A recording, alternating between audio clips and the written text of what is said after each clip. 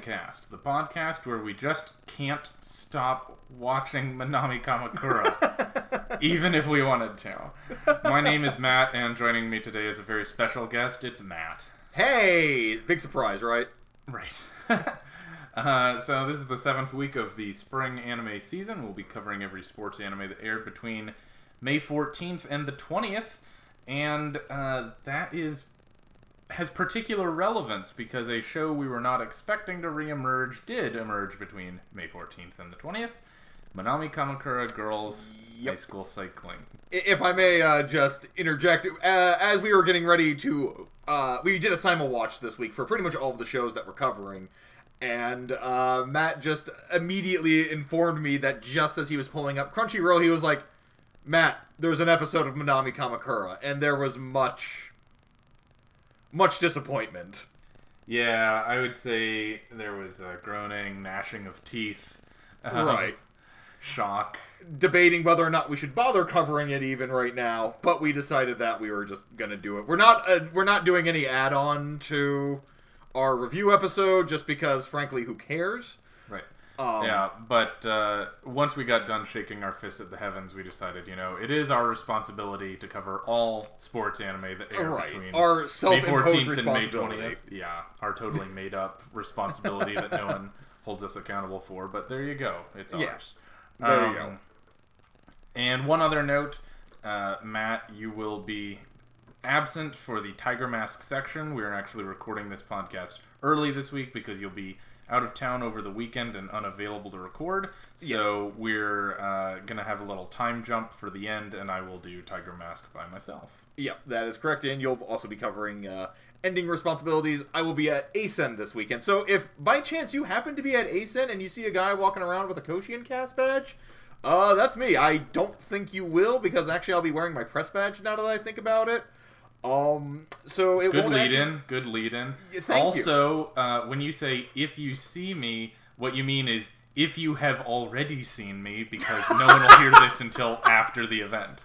Right. No, that's fair. Never mind. I'm not sure what I was thinking about that. It's okay. Time is confusing. On that note, do you want to jump into Yowamushi? I would love to. Okay, so this week was episode 19. The beginning of this episode, Kaburagi and Aoyagi have caught up to Dobashi. Kaburagi is still insisting that he is not a sprinter, and he sends Aoyagi up to catch up with Dobashi. There's a little bit of flashbacking, though, where we find out that Kaburagi has a special skill, which is holding the handlebars properly. So apparently he's been this good at sprinting this entire time without realizing it, because he's not even putting his full body into it, essentially. And the only way he learned how to put his full body into it was that even though the rest of his teammates were explaining to him how he could be sprinting better, he was ignoring them. So instead, Aoyagi wrote Kaburagi notes underneath his favorite soda and left it out in front of the vending machine he is always sprinting to, giving him advice, and for some reason he listens to that over his own friends. But anyway, we also have a secondary flashback about Dobashi's history, where we find out that everything we've seen about Dobashi at this point is just his controlled form. He hasn't really let loose, because he has this nasty history of being part of the Hakone team, and they keep kicking him off the team because he keeps beating up their other members. Right. But he keeps rejoining, and eventually Izumida tells him that, hey, it's okay for you to keep losing control, because that's just part of who you are, and that's really what we want out of you, kind of just let your heart run wild. And at the very end of the episode, Dobashi decides to finally, keep himself, unrestrain himself, and that's where the episode cuts away. Right. So, Matt, thoughts? Thoughts. I was a little frustrated by how often in this episode they have to reiterate how dumb Kaburagi is, and then explain it away as being a positive thing, because, he's dumb because when he receives handwritten notes to correct his form, he believes that they're from the god of soda instead of, like, Aoyagi, Right. who is standing next to the notes. And they say, like, well, yeah, so he's dumb, but that also means he's too dumb to realize how much stronger Dobashi is. So it makes him Right. fearless, I guess. Sure, and I think that was kind of the problem I had with that was so like one of the things about Dobashi is one of his great strengths is that he emits this aura that makes everybody weak in the knees. Literally, that's what they Literally, say. that is how they describe it.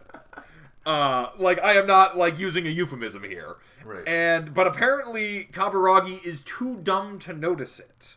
Yeah, he can't feel pressure.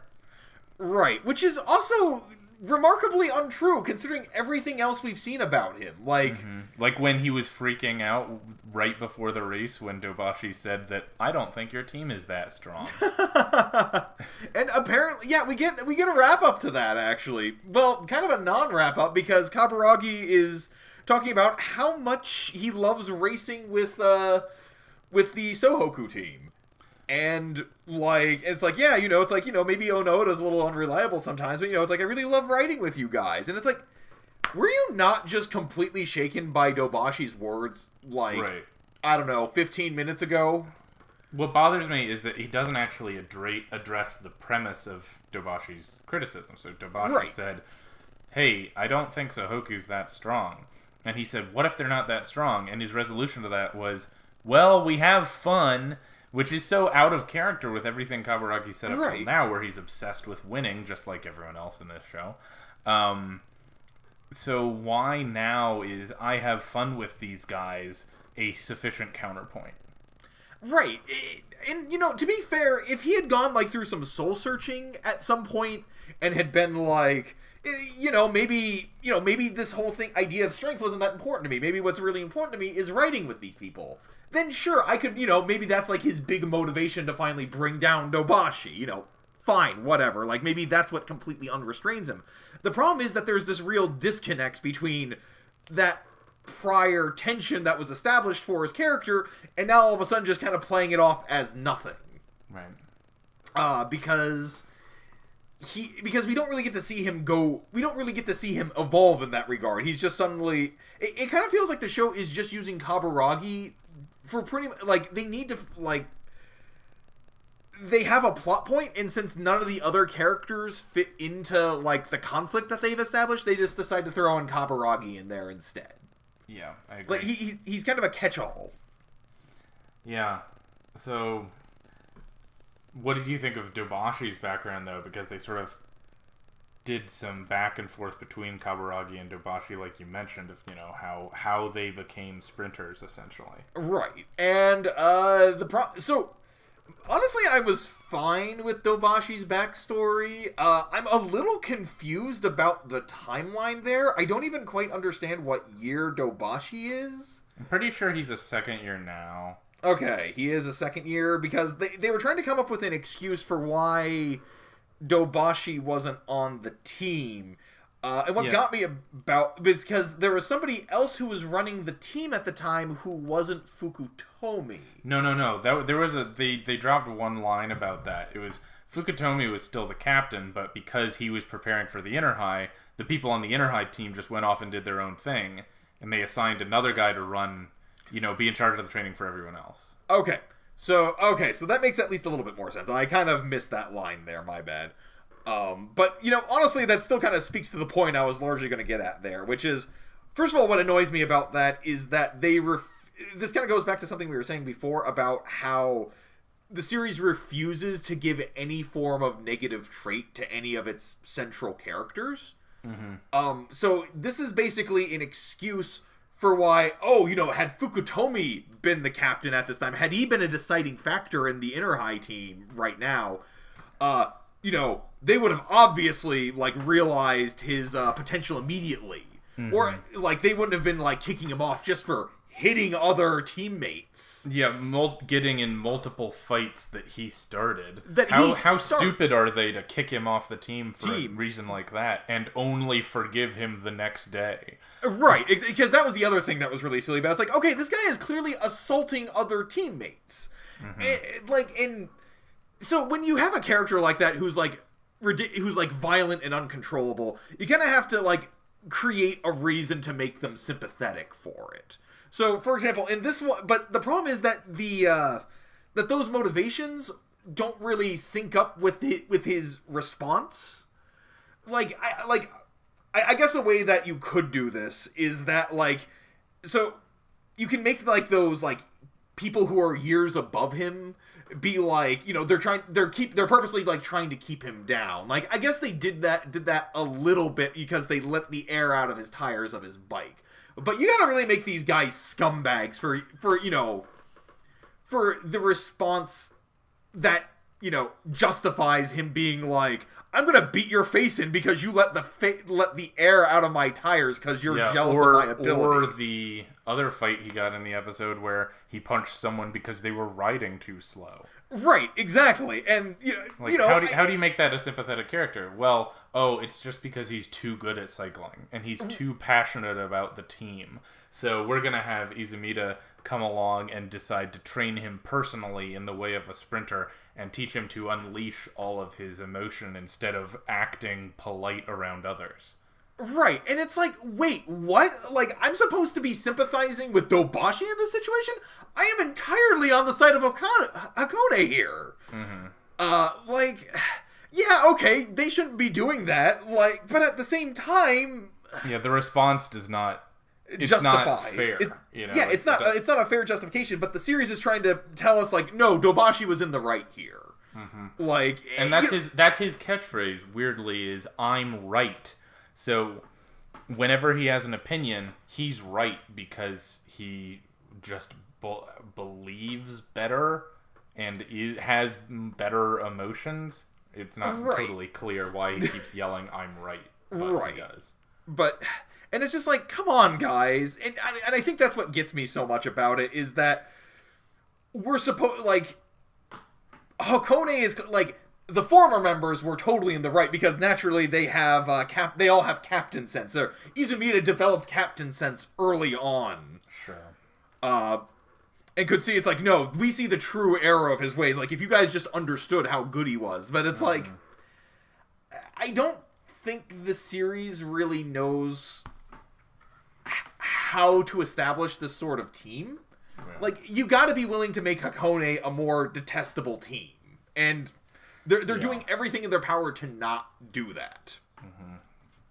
Yeah, they have trouble making characters evil. I mean, outside of Mito Tsuji. Well, yeah, outside of Mito Tsuji, but then, you know, in the first series, they even made him redeemable and tried to give him like the background with his mother and stuff. So it's like, oh, well, you understand, you know, all that. They can't actually have an actually evil person. Right, but you know, in that sort of situation, I'm fine with it because it depicted Mito Tsuji like that sort of backstory. I'm a lot more sympathetic to him. You know, this is a guy who's been kind of warped by his situation and kind of latched on. You're right. He is still evil though in practice. You know? Right. But for Hakone, they can't make anyone actually evil. Right. So you want to talk about something that evil in practice. You want to talk about a practice game and in Big Wind Up. I'm sorry, I'm just reeling from that. Yeah, I mean. Can you just go on to the summary, please? Yeah, you're probably right. That's better for everyone involved. And so we've got Big Wind Up episode 7. We start off in the top of the 8th inning, and Nishiura has a strategy where they're trying to wear down Kano, so they're essentially trying to make him pitch as much as possible and exhaust him.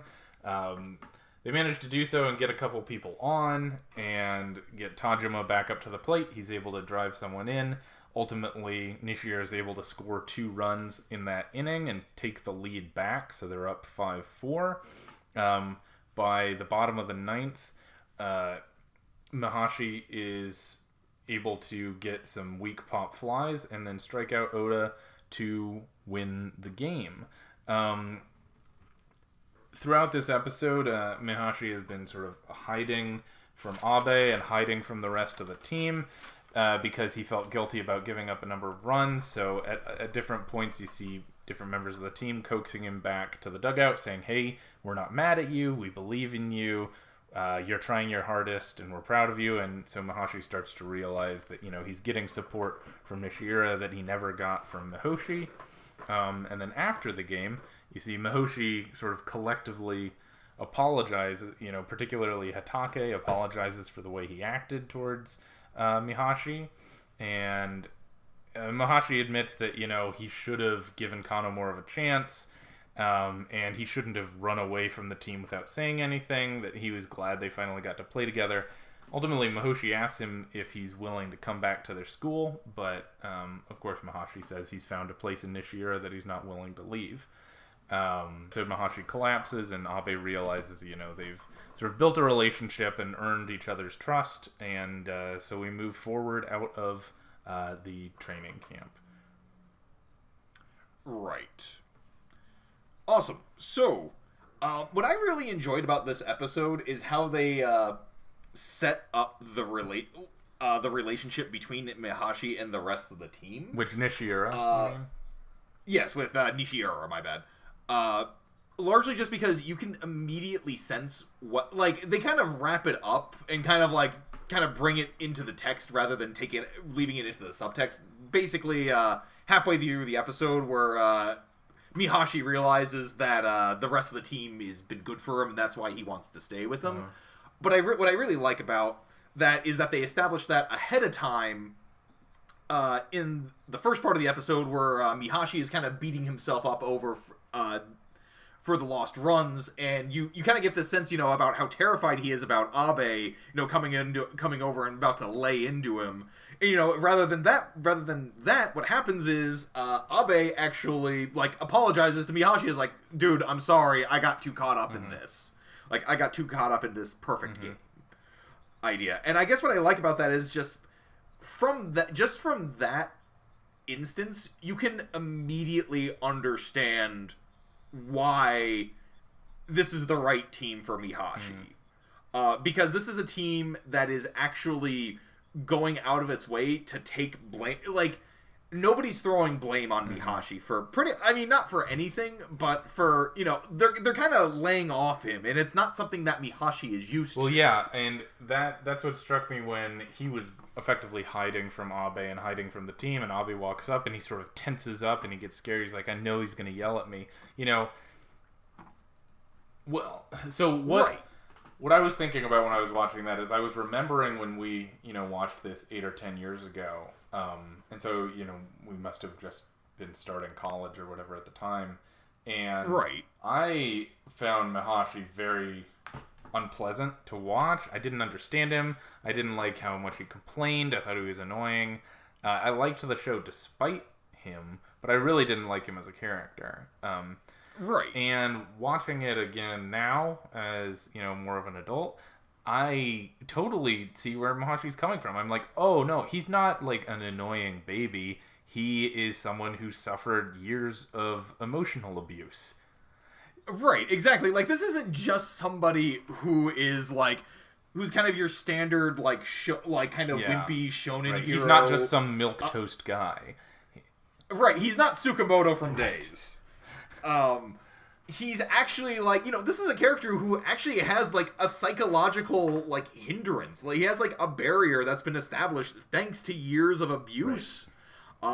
He's kind of through baseball, he's kind of learning to get over it, or at least address it and see that there's another way to be. Right. And he's kind of saying hey, this is a healthy support group that I found now. Baseball doesn't have to be like this. And I thought, that's admittedly, I think it is kind of, for a high school student or for somebody in the young adult area, I can see why we thought that, because that is a hard type of character to sympathize with when you're in high school.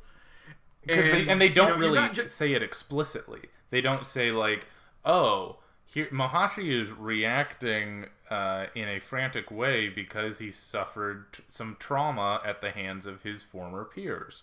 And, it doesn't ever say that, but it does show it. And there's enough signs that if you've experienced, some amount of life, you're like, oh, it's very clear what's happening.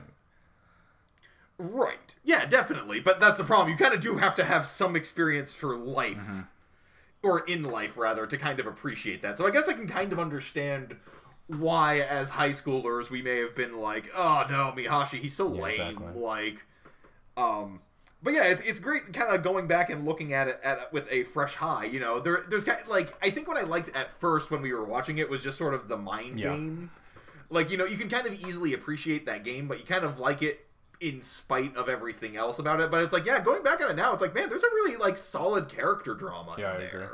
Like, I really like watching how Mihashi and Abe are not really on the same level. Mm-hmm. Yeah, they're working together and they're communicating, but they're talking about the same thing, but sort of shooting at different angles, and they have different goals and ideas, and it's really interesting.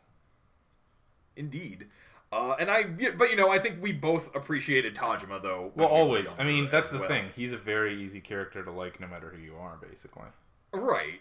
He basically doesn't let, like, anything get him down. I think what I really liked as well about this episode is that moment where Tajima comes up to Mihashi. It's like, this we've almost seen Mihashi exclusively interact just with Abe.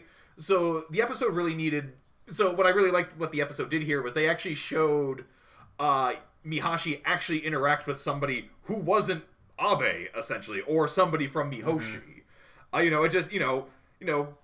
Tajima just walks up and is like, dude, I'm a cleanup batter and I only got a runoff, with bases loaded. That's actually pretty pathetic for me, but you know what? I'm not going to let it worry me. Really, nobody cares, man. Just come on. And I love the fact that, Tajima can be that sort of force for Mihashi as well. It's not just him and Abe. But, I think that's great. Yeah, the last thing I want to say is just that this game finished a lot faster than in my memory. I think, again, similarly, whenever we watched this at first, because this game has lasted, what, 4 or 5 episodes? I think about 5, to be honest. Yeah, it might have started partway through episode 3, something like that. So, 4 or 5 episodes of one game. But in my mind, it was 20 episodes. Because I just remember thinking oh yeah, they play one game in the whole show and it takes forever.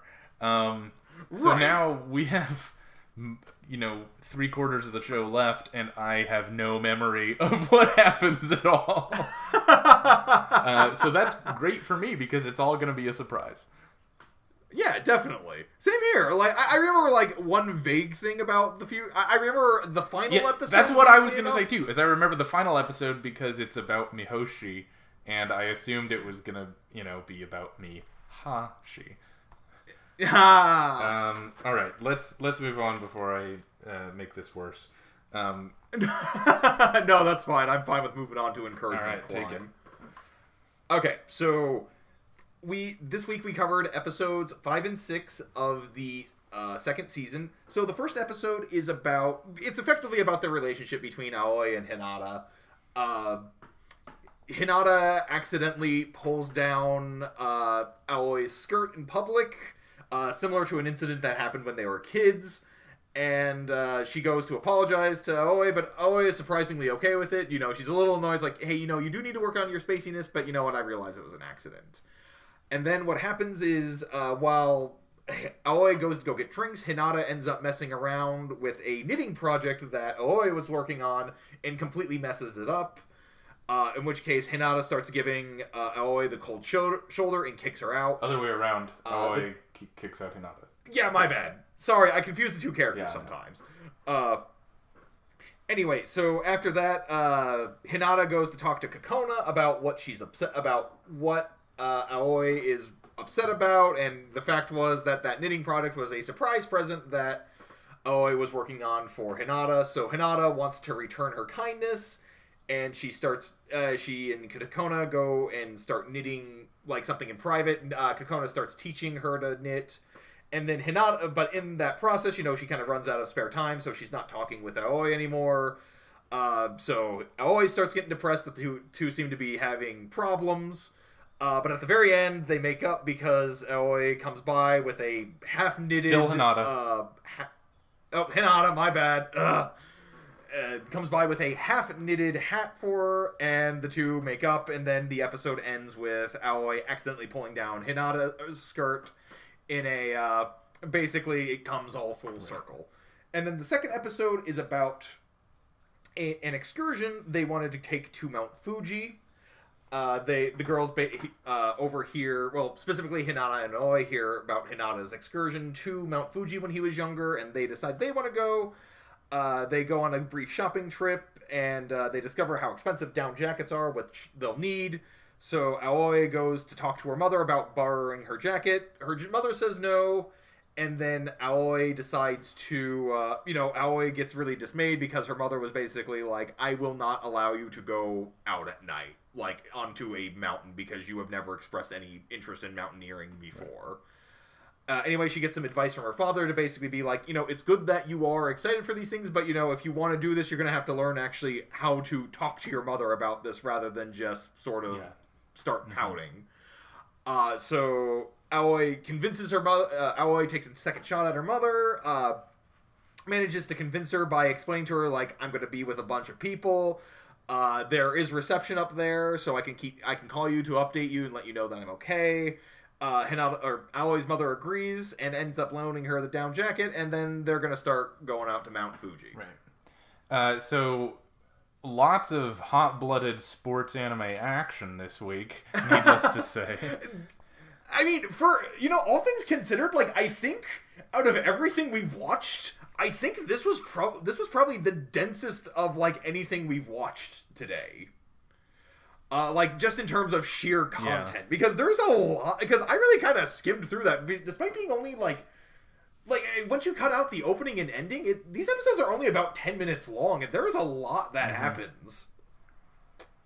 But I thought it was good. It's good, actually.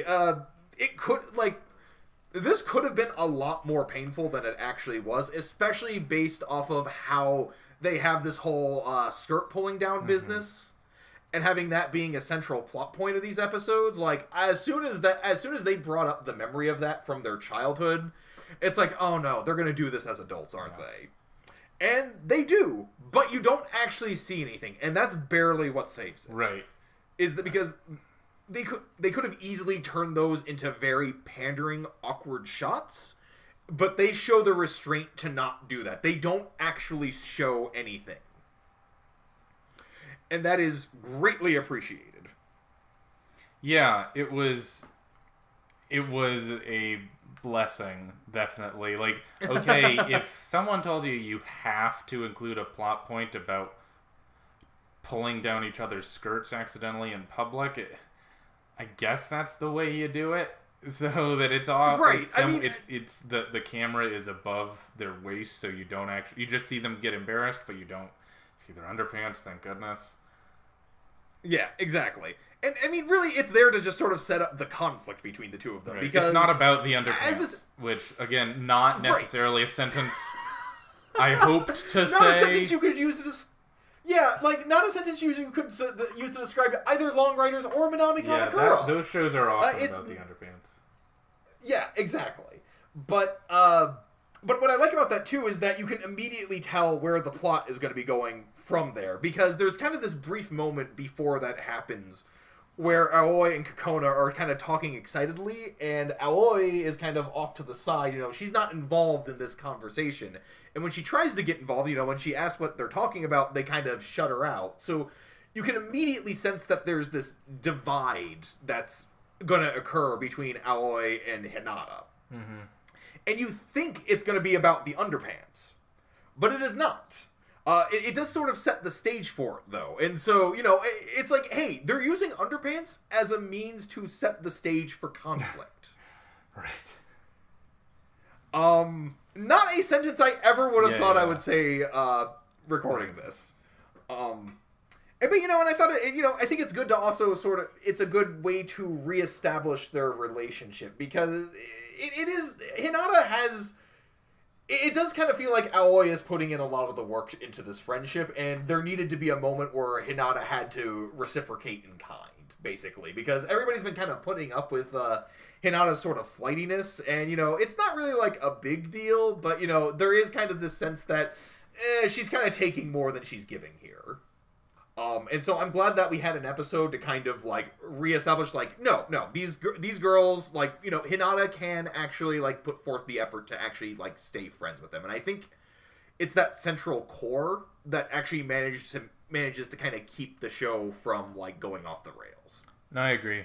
It was plenty fun. I was interested with the second episode 6, what you thought about, like, essentially, like you said, the central conflict was just between Aoi and her mom. Right. And her mom's concern was, like, since when do you care about mountain climbing? Since when is hiking Mount Fuji at night interesting to you? That doesn't seem safe, and you have better things to do. Right. What I like about that as well is, again, they actually set this up a few episodes ago, because there's that, if you remember, for the camping episode, it begins with her mother expressing concern, being like, I don't really feel comfortable with you going out at night like this. Mm-hmm. But, you know, Aoi manages to be like, no, you know, I'm just going out with, you know, I'm going to just be in Hinata's yard, it'll be fine. Right. And, you know, but it's like, I like that because this isn't something that just sort of comes out of nowhere that feels like it's just trying to create plot. You know, they actually put in the work ahead of time. And now we're getting the payoff for it. You know, it's like, okay, like, we already know that this is you know, for as little as we know about Aoi's mother, you know, we do know that this was something that was probably going to come up again in the future. Mm-hmm. And, you know, this is kind of where it pays off. And I also kind of like the fact that, you know, the message is that it's something that Aoi actually had to earn. Now, it's kind of earned rather simply, I would say, because all she has to do is talk with her mother a second time. Yeah. But you know, actually, like, tell her about what she's going to be doing rather than just sort of, you know, being like, oh yeah, no, it'll be great. I'm going to go up to Mount Fuji. Hey, Ma, can I borrow your down sweater? Like, or your down coat? But, you know, at the very least, she did kind of get that, you know, she did actually have to put forth some effort and actually learn something in order to gain the permission, essentially. Well, speaking of gaining permission, do you want to talk about how the Girls Cycling Club gains permission to go to Taiwan? I knew you were transitioning into Minami Kamakura. Yeah. Oh boy. Okay, so a lot of this episode, well, you kind of pretty much said the episode right there, to be honest. The girls get a vacation to go to Taiwan because apparently the school needs to have them scout Taiwan for them to see if it would be a good place for the school trip. And so naturally they send the cycling club because, God forbid, the girls actually have to, like, earn anything in their lives. They just, sorry, I'm gonna get into the summary. Yeah, just summarize. Don't editorialize quite yet. It's hard. Okay, so when the girls get there, immediately, like 5 seconds after they land, because Hiromi and Sandy have the attention span of dachshunds. Editorializing again. Sorry. They run off and start exploring the airport. They eventually run into a girl who looks exactly like Higa, and what do you know? She is their tour guide. And so this fake Higa is named Sue, and she basically, you know, she's their tour guide. She shows them around town. She shows them how they can rent bikes in Thailand, about how they have, like, a pay system. Still Taiwan. Oh, I said Thailand, my bad. Sorry, yeah, Taiwan. Okay. You learn about how Sue can speak multiple languages and that she's this very worldly person. They eventually take a trip to, what was the name of the lake there? It's basically the biggest lake in Taiwan. Yeah, I didn't write that down. Okay, I didn't write it down either. They take a bike ride around the lake, and Hiromi notices that Higa seems rather down this whole trip, and apparently Higa's problem is that in spite of how similar she and Sue look, she's very jealous of Sue because of how worldly she is and how she wishes she could be like Sue, but Sue is she's so introverted that she could never really be like her. So Hiromi forces Sue and Higa to have a nice sit down and talk about, you know, things. Mm-hmm. And they, what Higa finds out is that Sue actually was exactly like Higa when she was in high school. And in that it wasn't until college that she sort of came out of her shell, and then she and Higa start talking more about how, Higa has the same goal to see the world as Sue does, and the two promise to one day ride around the world together. And they all make Sue an honorary member of the Minami Kamakura cycling club because by giving her a jersey. Mm-hmm. And that's pretty much where the episode ends. Right. So, Matt, thoughts? I mean, there's two big things. Number one, this accomplished nothing for the plot. I'm not hating on it. I'm just saying that it didn't actually build up the characters in any meaningful way. It just sort of threw them into a different set of scenery, had them walk around. There were I think we counted like 6 montages of panning stills of the girls like standing around locations in Tokyo. Right. Or in Taiwan. Oh my gosh, now I'm doing it. It doesn't matter. Yeah, right. It might as well be Tokyo. Yeah, essentially. As much Chinese as they had to use in Taiwan.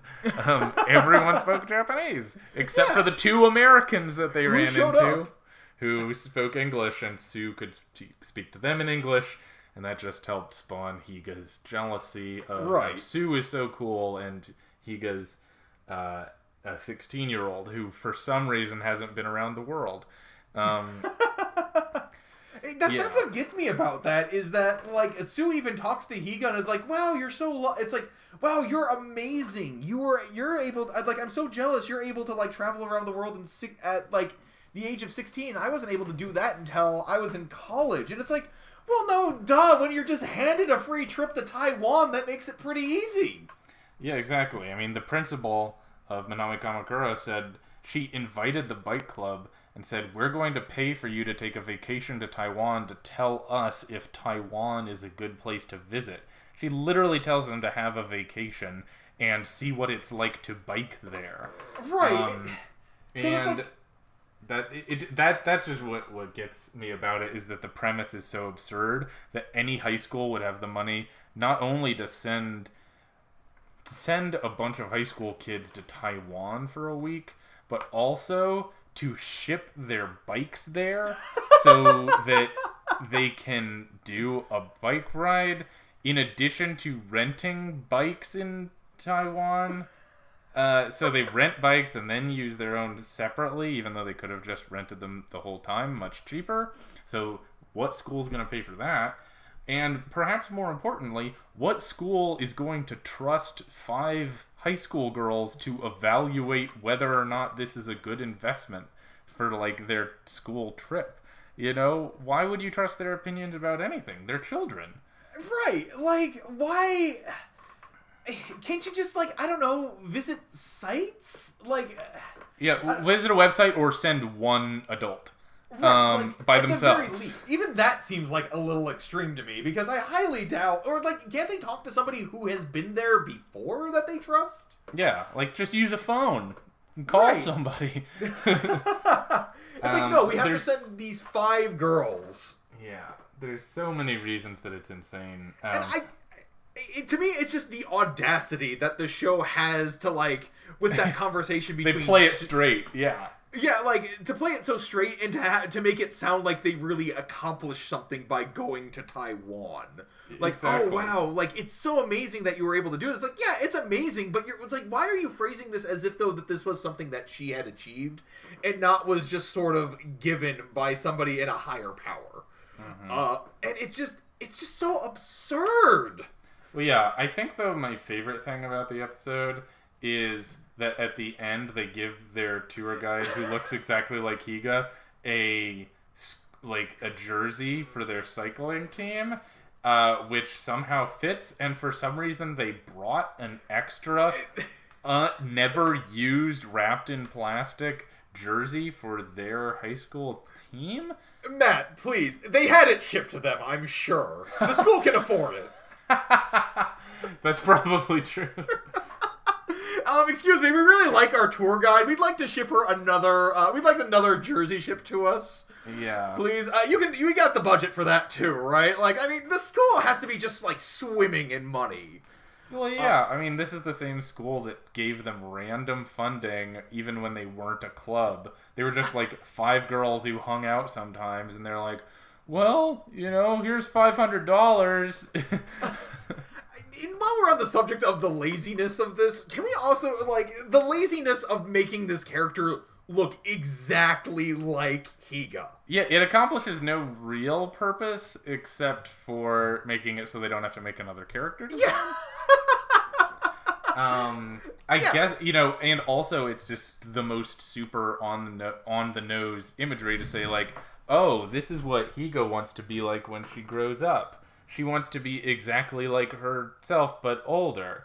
And so they do the same on the other way around. Right, exactly. It's like, oh, well, so, if she's so concerned about it, but, doesn't think she can because of her personality, don't worry, this girl who looked exactly like her, but is different, actually used to be exactly like Higa. Yeah. We were actually guessing throughout the episode, it's like, are they going to try and pull some sort of thing where she has, like, lost twin? Like, she has, like, a lost twin or something like that? Well, yeah, and that was the weird thing, because they looked exactly identical, but, I mean, Sue was clearly at least 10 years older than her. Right, yeah, exactly. I mean, she would have had to be, because she's a college graduate at the very... Like, she's at least got to be, like, 7 to 8 years older. Right. But, So it was weird. It was also a weird choice that for the final / bonus episode, they would focus on Higa.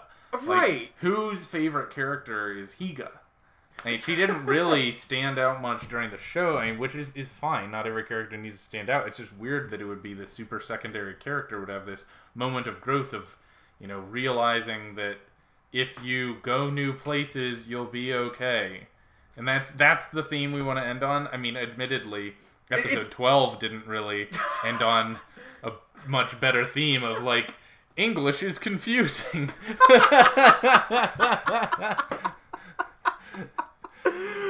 Oh, I hate Minami Kamakura so much. Oh, yeah.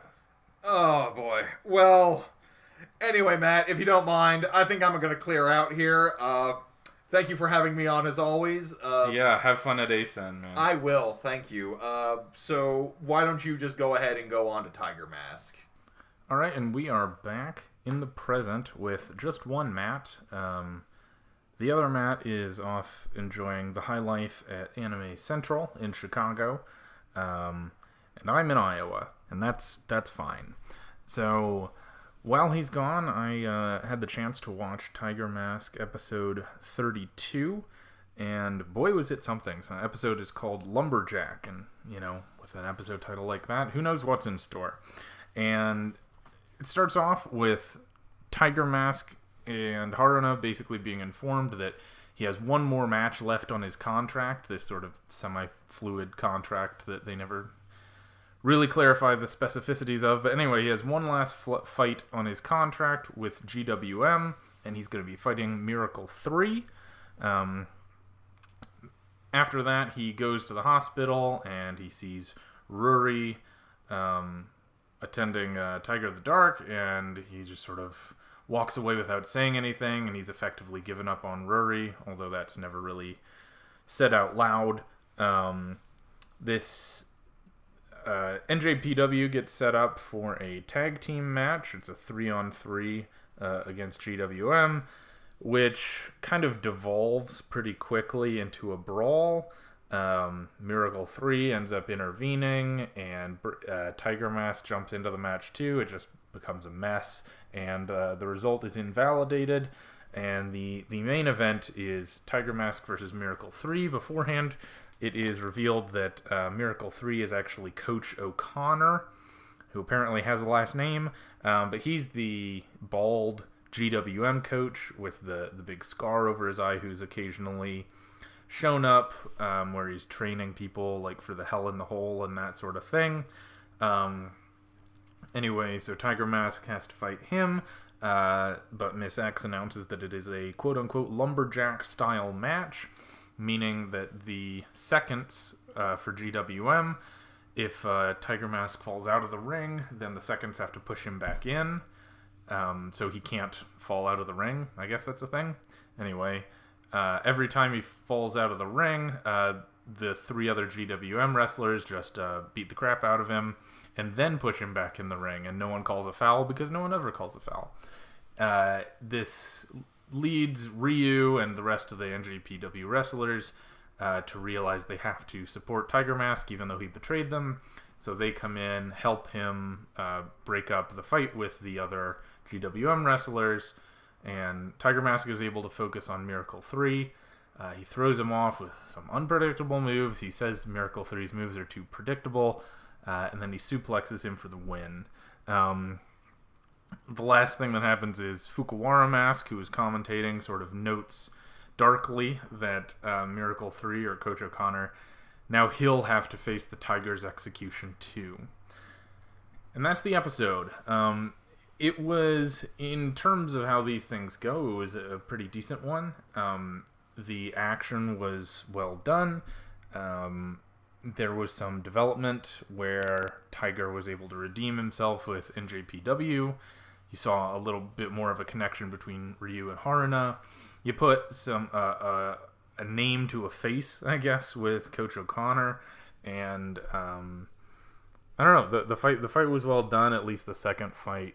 I would say though that my favorite moment, it's kind of unfortunate almost that this keeps happening. My favorite moment was the one-off line by Fukuwara Mask, where at the end of the episode he says, with some sadness in his voice, that Coach O'Connor is going to have to go to the Tiger's execution, which is ironic because, Coach O'Connor had been the one administering the Tiger's execution before.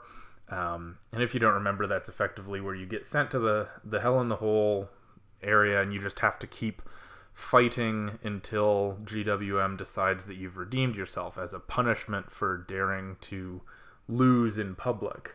And so that will be his burden. It's not as though Coach O'Connor was developed well enough for us to really empathize.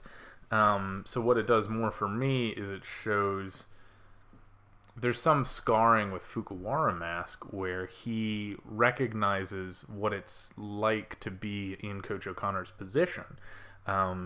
Because it's entirely possible that Fukuwara Mask was Coach O'Connor's predecessor. It's already been established that he was a coach for GWM. So he may have had that experience, and it may be what drove him out of GWM once and for all. There's one point that I failed to bring up in my summary, which is that Naoto went off at one point to go train more on his killer move, and they sort of talked through what moves was he most afraid of from other wrestlers, so he tried to replicate the best moves he'd seen other wrestlers do, and none of them really stuck, except for King Tiger's axe kick, which he does use in the match against Miracle 3, but he still doesn't really come up with anything for his killer move, so this is just something we're talking about over and over. It has to be something special, something that'll dazzle. So in that match, I guess the one interesting element of that is that Tiger Mask uses something called an axe kick in a self-described lumberjack match. So who knows if that was intentional, but now that I'm saying it out loud, I do realize how ridiculous it is. Like, how are you going to win a lumberjack match with an axe kick? Like, of course. And was that a pun they were planning? Is it just a weird thing that makes more sense in English than it did in Japanese? I don't know, but I'm not passionate enough to find out. So overall, if Tiger Mask were able to maintain the tone and the forward movement and the good choreography of this episode throughout, I don't think we'd be as burned out on it. I'd love to say that, maybe Tiger Mask is turning a corner, but I've been burned too many times before when I've said that. So I'm not going to say that, but I am just going to be grateful for a good week of Tiger Mask.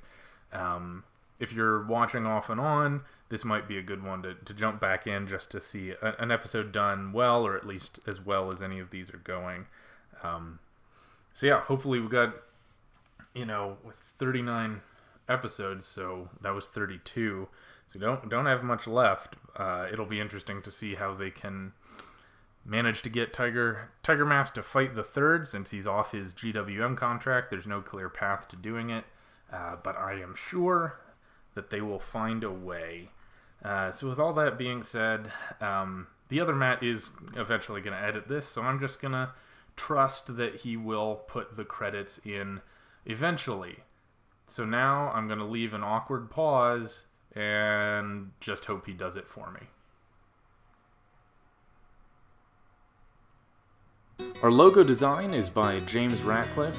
The theme music is Fly High by Burnout Syndromes, covered and performed by Luke Bartka. You can follow KoshienCast on Facebook, YouTube, and Twitter, and our email is koshienCast@gmail.com. Make sure to subscribe, rate, and review.